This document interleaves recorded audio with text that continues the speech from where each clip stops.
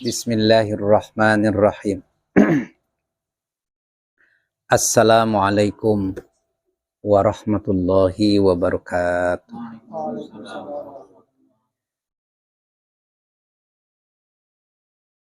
Para hamba Allah yang insya Allah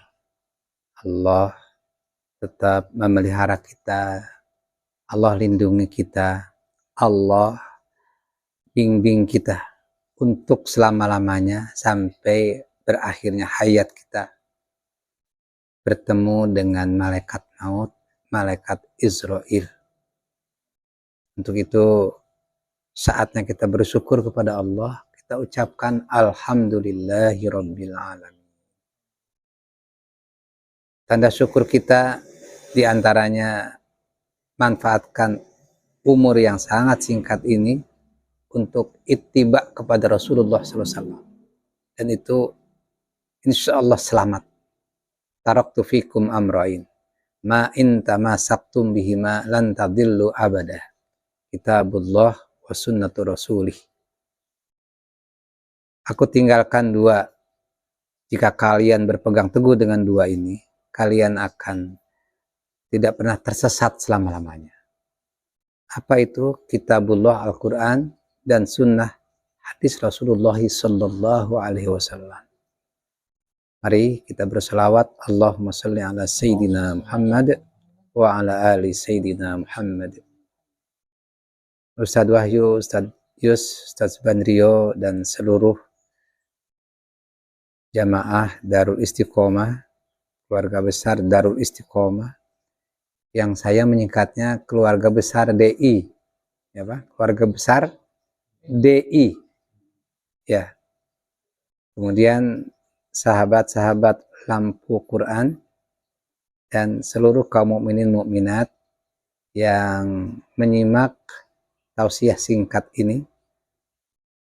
Pagi hari ini saya Ahmad Nawawi, seorang murid, ingin menyampaikan satu pernyataan Rasulullah yang kalau kita renungkan sangat dahsyat. Hadisnya sangat pendek.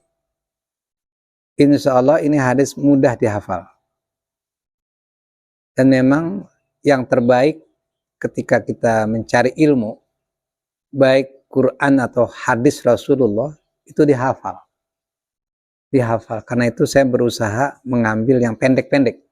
Kalau kepanjangan, ya RAM kita ini udah sudah nggak sanggup. Ya, yang pendek-pendek aja. Ya, gampang lah pokoknya. Quran juga sama. Makanya itu saya di YouTube itu pengajiannya ada di Kalam TV. Jadi YouTube saya ada dua. Di antara yang paling besar di Kalam TV sama yang di sini, Sahabat TV. Kalam TV itu kajiannya tafsir surat-surat pendek, juz amma. Kayak gampang diapalin dan udah akrab kita. Terutama kalau dibaca waktu sholat. Nah sekarang ini hadis, saya ambil dari kitab Riyadhus Shalihin. Pengarangnya namanya kok bukan kebetulan ya, mau Allah ditakdirkan ya, namanya Imam Nawawi ya. Dia aja imam.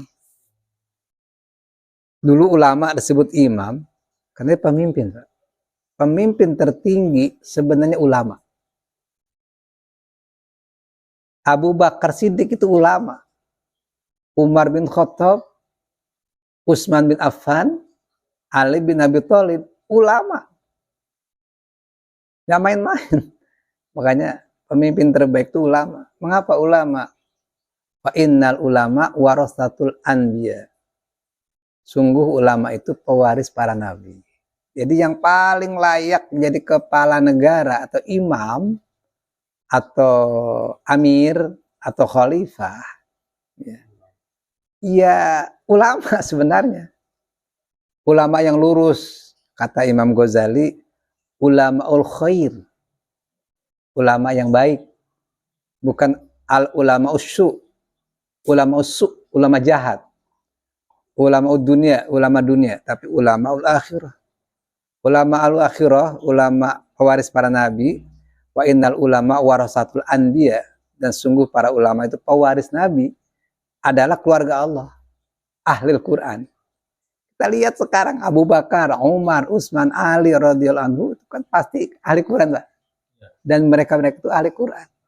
Jadi kalau kita hidup dipimpin oleh seorang kepala negara ahli Quran, yang badannya di dunia, jiwa di akhirat, nggak ketemu korupsi, nggak ketemu kebohongan, kecurangan.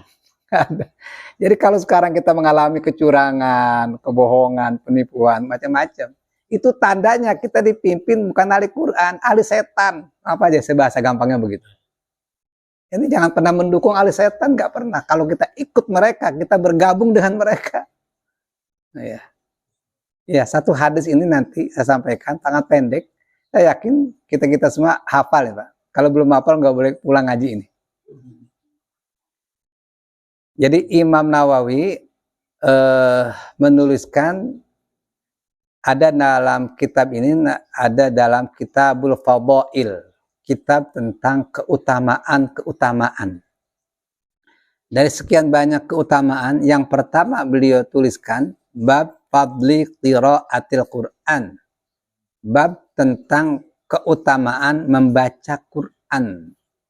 Baru menyusul bab-bab yang lain, bab keutamaan wudu, bab keutamaan adzan, bab keutamaan sholat, puasa sunat dan lain-lain. Seorang imam atau ulama, Imam Nawawi ini nggak sembarangan menempatkan mana yang lebih awal, mana yang akhir gitu ya. Karena pondasi untuk mendapatkan keutamaan wudhu, keutamaan sholat dan lain-lain, itu pondasinya harus paham Quran dulu. Makanya bab fadli qiraatil Quran yang pertama. Nah, dari bab fadli qiraatil Quran saya ambil satu hadis yang sangat pendek ini. Saya yakin seyakin-yakinnya keluarga besar DI, ya, sahabat LQ Lampu Quran, seluruh kaum mukminin sanggup menghafalkan dan insya Allah sanggup mengamalkannya.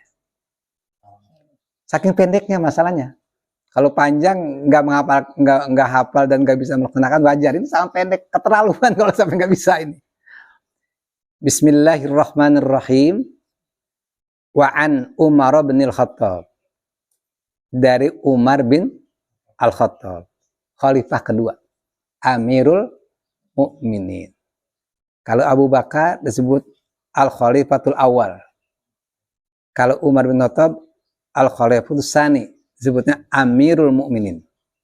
Begitu. Kemudian Utsman bin Affan disebutnya juga khalifah lagi. Abu Bakar khalifah, Umar bin Khattab itu Amirul Mukminin. Kemudian siapa lagi? Utsman bin Affan khalifah lagi disebutnya. Kemudian Ali bin Abi Thalib ada dua. Bisa disebut khalifah, disebut imam. Imam Ali. Di pengistilahan kepala negara atau pimpinan, itu bisa imam, bisa khalifah, bisa amir. Dalam istilah Islam. Bagaimana kalau presiden gitu ya? Presiden itu sifatnya nasional, kebangsaan. Jadi hanya tertentu. Tapi kalau khalifah itu tidak terbatas dalam satu bangsa. Seluruh bangsa dipimpin oleh sang imam. Meskipun awalnya rintisannya nggak seluruh bangsa dong. Nabi Muhammad itu pertama yang dia pimpin tuh sekitar Madinah aja kan. Nggak seluruh dunia, enggak. Tapi berikutnya, masa-masa pelanjutnya, dilanjutkan oleh 4 sahabat, para tabi'in. Islam memimpin peradaban dunia. Pemimpinnya satu. Makanya di Indonesia itu yang ada gubernur. Gubernur. Ya. Jadi nggak ada kepala negara, cuma satu di dunia ini. Kalau sekarang yang memimpin PBB, itu kan dunia sebenarnya. PBB itulah yang mengatur, ya kan? Bangsa A, bangsa B, sampai sekian bangsa yang ngatur. Mengatur presiden-presiden yang ada. Kedudukannya rendah sebenarnya. Jadi ini saya katakan dari seorang khalifah bernama Umar bin Khattab radhiyallahu anhu. Saya nggak menjelaskan terlalu panjang, itu kepanjangan nih. Mengulas tentang Umar. Annan Nabiya bahwasanya Nabi Shallallahu Alaihi Wasallam qala, bersabda, berpesan, ya, menyampaikan berita. Apa kata Rasul? Innallaha, bareng, yarfa'u bihadzal kitabi aqwaman. Gini, pakai tangan kanan, Pak. Wa yada'u bihi akharin. Allah karuniakan kita dua tangan ya, kanan dan kiri. Yang kanan begini, pakai jempol. Ini untuk mudah mengingatkan aja, Pak. Bu. Ya. Innallaha, ayo. Yarfa'u bihadzal kitabi aqwaman. Kasih jempol. Wa yada'u bihi akharin. Pakai kelingking ke bawah dia. Nah, kita ini ikut yang mana nih? Saya yakin Pak, Ashabul Yamin, kanan, jempolan dia. Orang sukses, orang mulia, orang terhormat, orang yang dijadikan rujukan seluruh manusia. Yang kedua, ini orang rendah. Ini gagal, hina. Saya yakin orang cerdas itu pilih yang ini. Ini Ashabul Yamin, ini Ashabul Shimal. Kelompok kanan, kelompok kiri. Kanan ke surga, ini ke neraka. Baik. Kalau di BPS itu ada ini. Jadi dia setuju dengan ini, setuju dengan syarat. Ya tapi akhirnya nanti bisa hanya dua kelompok. Iya. Jadi dunia ini hanya dua pilihan. Benar, salah. Hak batil. Siang atau malam. Ya. Subhanalladzi khalaqal azwaja kullaha. Allah jadikan azwaj kullaha berpasangan. Jadi berderet-deret gitu. Sehingga kita itu tahu menang, tahu kalah karena ada yang kalah. Kita tahu perempuan karena ada laki-laki. Kita tahu siang dan malam karena ada beda-bedanya. Kita tahu ini ahli surga, ini ahli neraka karena memang ada pembedanya. Begitu. Ini ada orang benar, ini ada orang. Kita tahunya orang benar karena ada orang yang salah. Baik. Innallaha, sesungguhnya Allah, yarfa'u, lagi, bihadzal kitabi aqwaman. Sesungguhnya Allah yarfa'u, mengangkat. Nah, ini ngangkat nih. Kita angkat nih, ya. Bihadzal kitab, bi ini lil bisababiyah. Artinya dengan sebab. Bi-nya bisababiyah, dengan sebab hadza ini alkitab, kitab. Jadi gampangnya gini.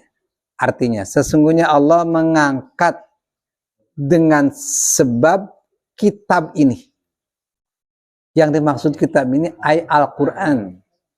Dengan sebab atau lantaran Quran, begitu Allah mengangkat aqwaman, satu kaum, satu komunitas, satu kelompok. Itu dengan sebab Quran. Makanya baknya bak lisababiyah. Dengan sebab Quran, Allah angkat derajat, kemuliaan, pangkat, kedudukan, ya, kesuksesan satu kelompok, satu kaum. Yang kedua, kiri.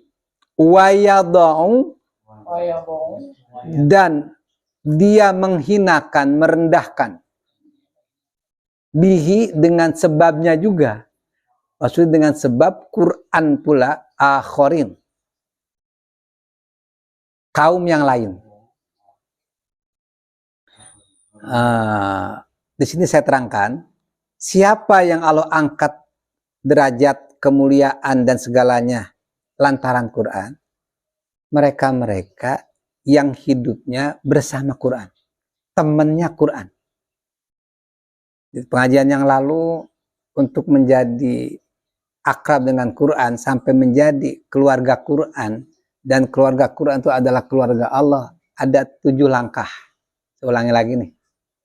Langkah pertama, biasa mendengar Al-Quran. Saya berulang-ulang supaya ingat terus nih. Biasa mendengarkan Quran di telinga ini. Sejak kapan? Idealnya sejak dalam kandungan. Waktu seorang istri atau perempuan hamil. Niatkan ibu-ibu ketika hamil, mudah-mudahan anak saya dalam kandungan jadi keluarga Allah, jadi keluarga Quran. Makanya awalnya dengerin Quran tuh. Sejak hamil dengarkan terus sang bayi dalam kandungan.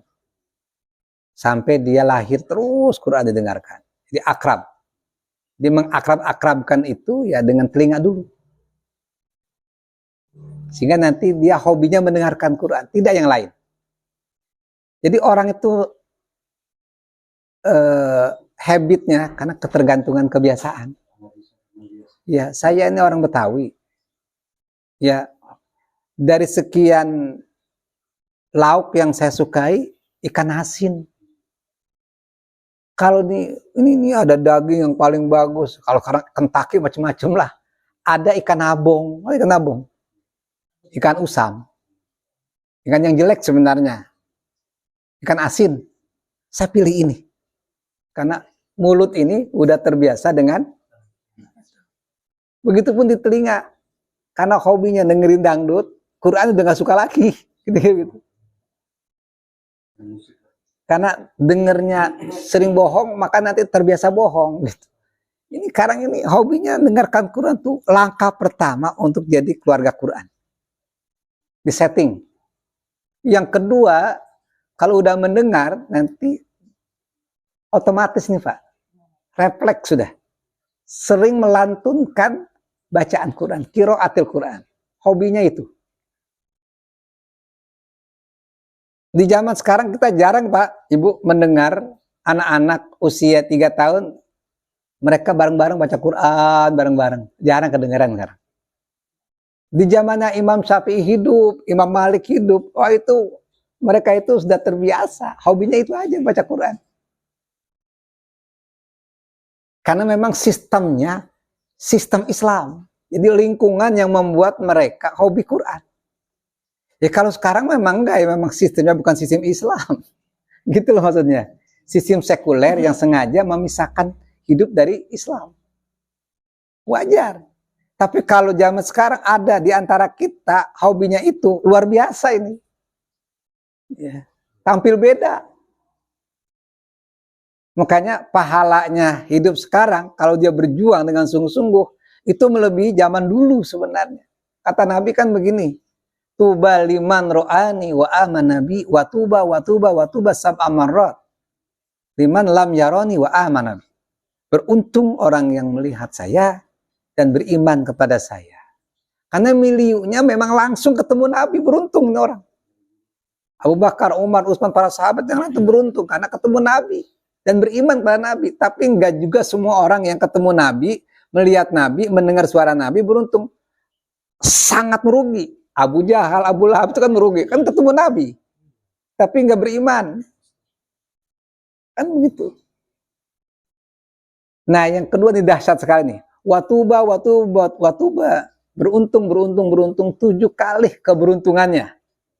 Liman lam yaroni, bagi siapapun yang tidak pernah melihat saya, kata Nabi. Wa aman Nabi, tapi dahsyatnya sangat beriman kepada saya. Kalau mereka dulu beruntungnya dengar bacaan Quran langsung dari Nabi. Contohnya jelas, suri teladannya jelas, Nabi.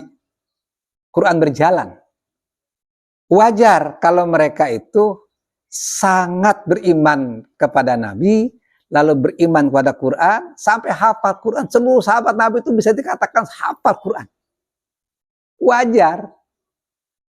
Kalau sekarang kan jarang kedengaran Quran ya. Ya. Tapi sangat setia dengan Quran. Ini luar biasa. Jadi kalau kita jalan di tempat yang bersih, kita nggak kotor, tempatnya bersih nih, kita jalan, lalu kita nggak kotor badan kita, Wajar nggak? Wajar. Ini tempat comberan. Tempat yang kotor, tapi nggak kotor-kotor. Ini luar biasa. Bisa memelihara diri. Namanya wikoyah. Bertakwanya luar biasa. 7 kali keberuntungannya. Siapa? Ya Pak Wahyu lah orangnya. Ya. Ustadz Yusra Ahmad ya. Betul nggak? Pak Tori. Dan kita semua ini insya Allah ini ya. Makanya mengejar ini masa yang beruntung ini. Zaman sekarang orang korupsi, orang menipu, orang bohong. Itu udah biasa. Tapi orang jujur ini luar biasa ini. Meskipun aneh. Gitu ya. Iya. Ulangi. Sesungguhnya Allah mengangkat derajat lantaran Quran satu kaum. Wa yada'u bihi akharin. Dan Allah hinakan, Allah rendahkan dengan sebab Quran pula kaum yang lain. Siapa mereka? Mereka yang direndahkan, ada Quran, tapi tidak dipelajari, tidak diamalkan, tidak diperjuangkan. Saya ulangi dari awal tadi. Menjadi keluarga Quran, satu, mendengar. Kedua, sering melantunkan. Ketiga, menghafalkan. Di otak dipakai nih untuk menghafal. Jangan otak dipakai untuk menghafal lagu, nyanyian. Ya nggak salah, tapi kalau itu terus habis. Apalagi otak dipakai untuk melihat HP terus. Ya. Kalau HP-nya dilihat untuk qiraat Quran nggak bagus. Ini kan HP-nya lain. Dan sekarang anak-anak kita diracuni itu. Diracuni. Betul nggak? Jadi ini isi otak kita itu habis dengan racun-racun yang nggak bermanfaat. Memang sengaja dibuat begitu. Yang keempat, menulis ayat-ayat Quran, termasuk hadis ditulis. Belajar menulis. Makanya santri di pondok itu, kalau udah kita kasih ilmu beberapa hadis, tulis. Kalau enggak, dapat hukuman dia. Begitupun Quran, tulis. 4. Langkah kelima, nggak bisa jadi keluarga Quran, keluarga Allah. Yang kelima, pelajari isi kandungannya. Karena betapa banyak orang yang bagus baca Qurannya, hafal Quran, tapi akhlaknya nggak benar.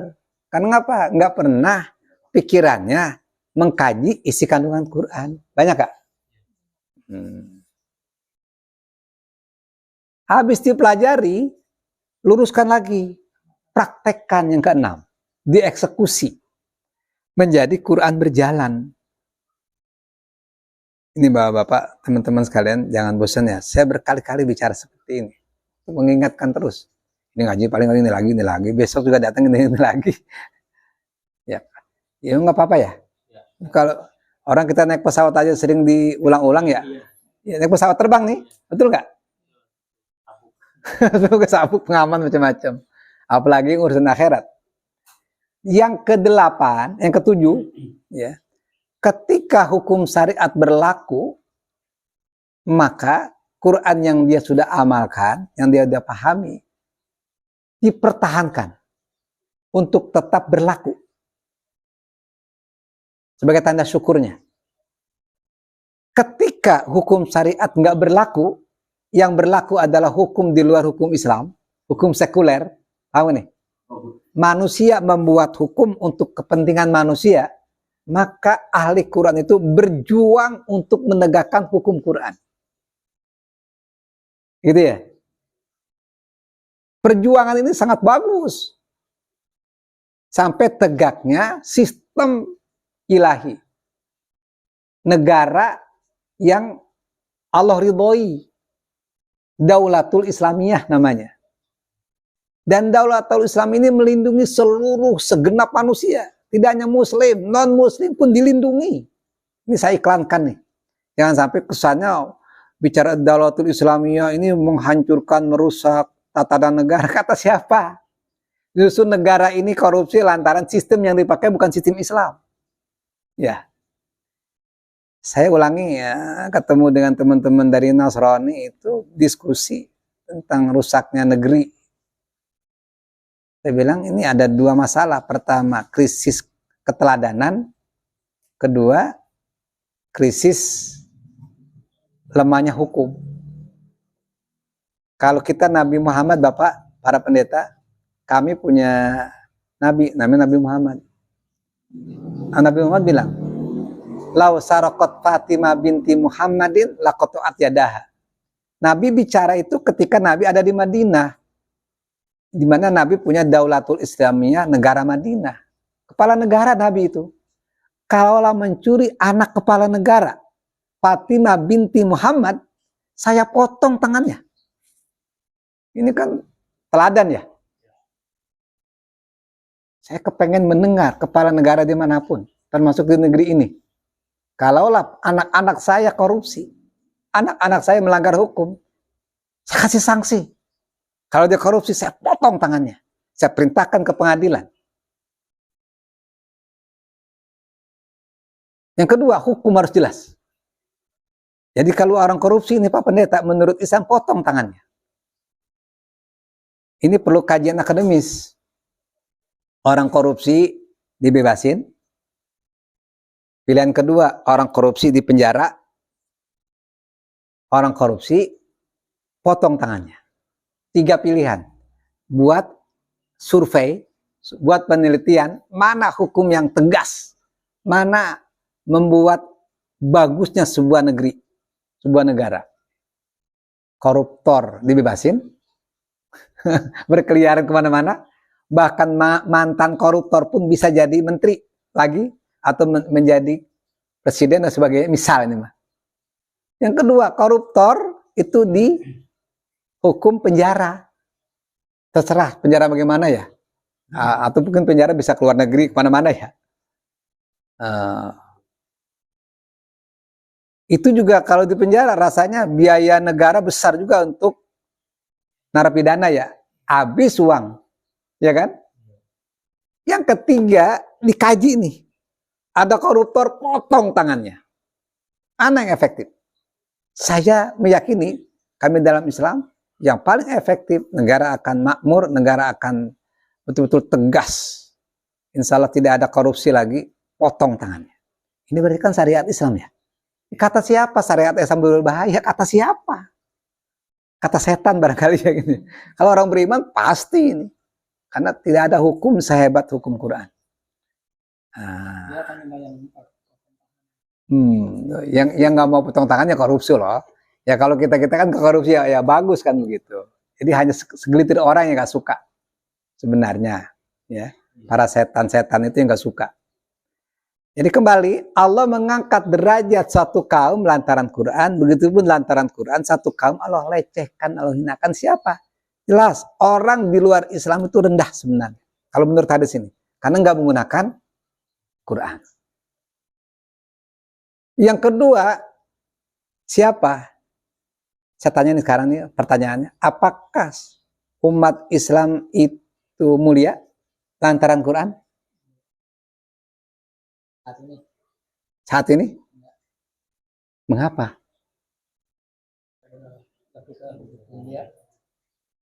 Karena hukum Quran nggak berlaku, begitu ya? Ya, kalaupun berlaku parsial dalam hal-hal tertentu. Hukum Quran berlaku untuk hukum berwudu, sholat, puasa, zikir, doa, gitu ya.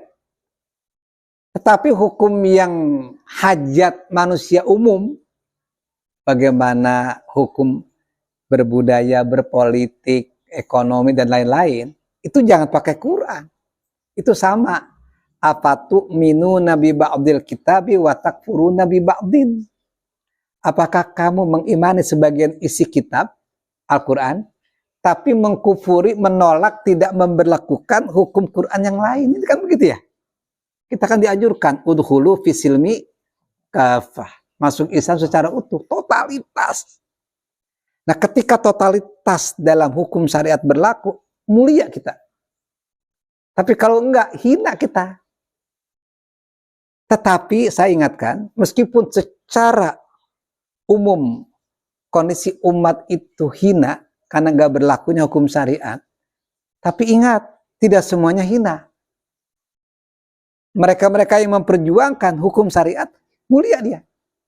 Meskipun di lingkungan hina, ya. Ya Pak, ya, kayak Pak Wahyu nih, terhormat ya.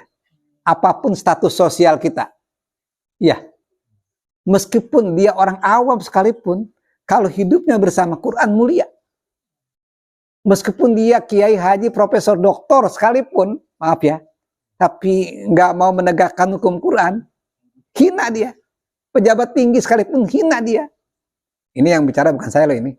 Ini hanya menyalin gitu. Ini Nabi yang bilang.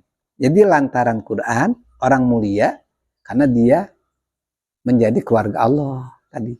Yang ada 7 cara dia.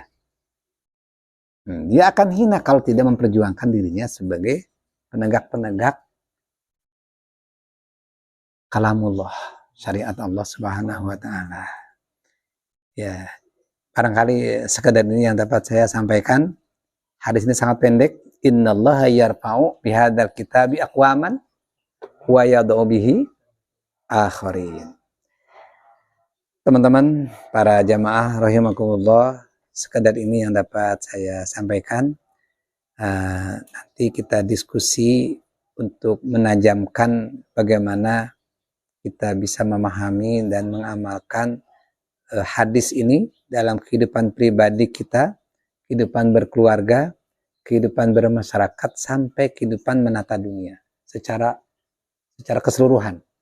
Tentu dengan sistem yang disebut sistem nizamul Islam, sistem Islam, bukan sistem sekuler ya, yaitu fasluddin anil hayah. Sekuler itu memisahkan agama dari urusan kehidupan. Islam nggak begitu. Islam bukan agama kaleng-kaleng. Saya ulangi, bukan agama kaleng-kaleng. Agama kaleng-kaleng itu, ya maaf, kalau urusan-urusan yang receh-receh pakai Islam, urusan besar jangan pakai Islam, ya itu namanya kaleng-kaleng, namanya agama. Luar biasa Islam.